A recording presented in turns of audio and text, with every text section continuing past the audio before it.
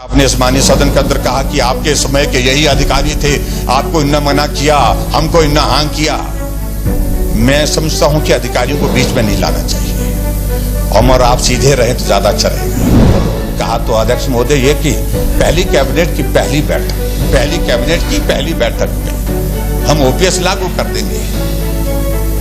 आपने कैबिनेट में 1 महीना लगा दिया, 1 महीने के बाद कैबिनेट हुई, कैबिनेट में निर्णय लिया, वही बात कही जो चुनाव में कहते थे।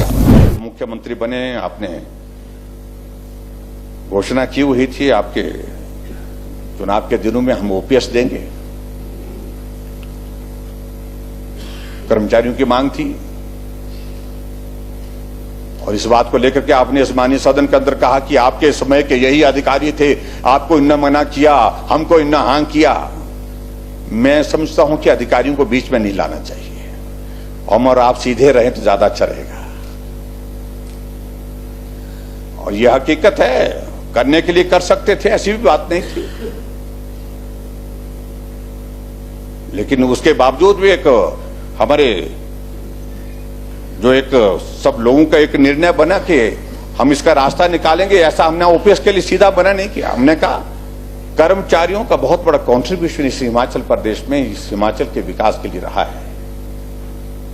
ओपीएस के करीब, ओपीएस के इर्द गिर्द जो लाभ आपको दिए जा सकते हैं उसका रास्ता निकालने के लिए हमने केंद्र के नेताओं से भी बात कर ली थी, लेकिन उसके बावजूद आपने कहा ओपीएस और आज जब ओपीएस लागू करने की बात कह रहे हैं आप, और कहा तो अध्यक्ष महोदय ये कि पहली कैबिनेट की पहली बैठक में हम ओपीएस लागू कर देंगे।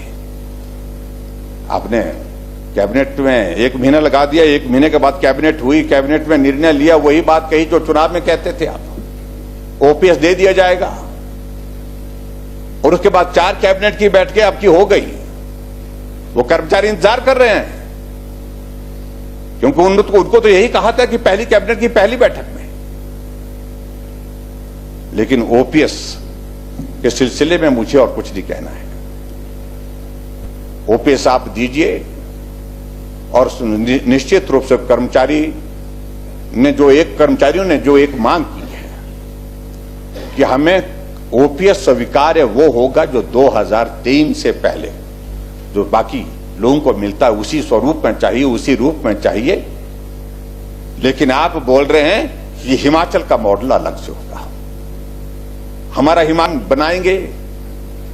और एसओपी बनाने का मतलब, मॉडल का मतलब यह है कि आप घुमा फिरा करके उसमें कुछ कर रहे हैं। जब घुमा फिरा करके कर रहे हैं उसका स्वरूप क्या होगा, आने वाले समय में उस चीज को हम देखेंगे।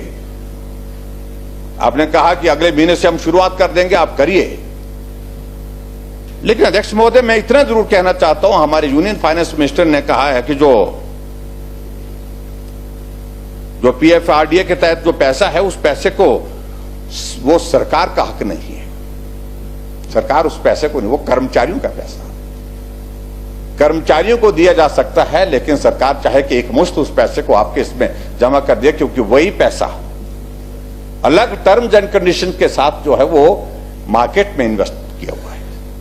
और पीएफआरडीए का बड़ा कहना कि हमारे साथ कोई एग्रीमेंट नहीं है, कोई भी एमओयू ऐसा नहीं है कि जब सरकार उसको वापस मांगेगी हम उसको हम देंगे तो इंडिविजुअल को देंगे। और दूसरी बात,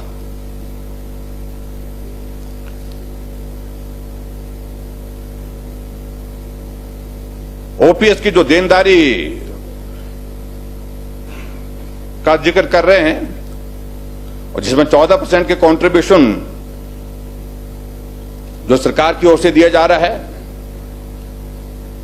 और वो लगभग मेरी जानकारी के मुताबिक 6,000 करोड़ रुपए से ज्यादा है। लेकिन यहां प्रश्न यह भी पैदा होता है कि जो पैसा 8,000 करोड़ रुपए जिसको आप बोल रहे हैं वापिस उसको लाना चाहिए, वापिस देना चाहिए, वो 8,000 करोड़ रुपए की अगर आप बात कर रहे हैं, उसका आप करेंगे क्या, कैसे करेंगे उसको? क्या ये पैसा सीधा सरकार के खाते में आप जमा करेंगे, ट्रेजरी में जमा करेंगे? सही मायने में अध्यक्ष महोदय मैं इस बात को लेकर बड़ा स्पष्ट कहना चाहता हूं कि ये पैसा किसी सूरत में सरकार के पास नहीं रहना चाहिए, इसकी अलग से व्यवस्था करनी चाहिए।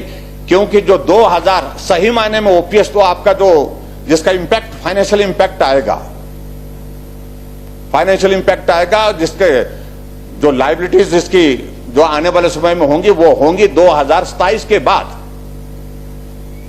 और 2027 के बाद जब कर्मचारी रिटायर हो जाएंगे, उनकी पेंशन को सुनिश्चित करने के लिए, सुरक्षित करने के लिए इस पैसे को कम से कम आप जो है वो उसका गलत इस्तेमाल नहीं करेंगे, ऐसी एक आशंका जाहिर की जा रही है कि हो सकता है इस पैसे को सरकार अपने तरीके से अपने काम के लिए, दूसरे काम के लिए इस्तेमाल अगर ऐसा करेंगे तो कर्मचारी जो 2027 के बाद रिटायर होंगे उनको पेंशन देने का रास्ता बहुत कठिन हो जाएगा। ये मैं आपको बीच में अध्यक्ष महोदय आपके समक्ष